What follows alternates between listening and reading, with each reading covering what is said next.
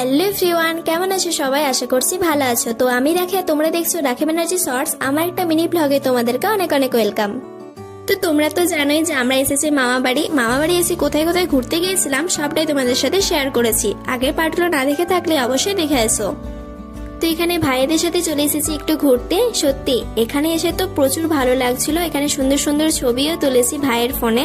তোমরা হয়তো ফেসবুক ইনস্টাতে দেখেছো ছবিগুলো, যারা যারা দেখোনি অবশ্যই দেখে আসতে পারো। আমার ফেসবুক পেজ হলো রাখি বন্দ্যোপাধ্যায় আর ইনস্টাগ্রাম আইডি হলো রাখি বন্দ্যোপাধ্যায় অফিসিয়াল।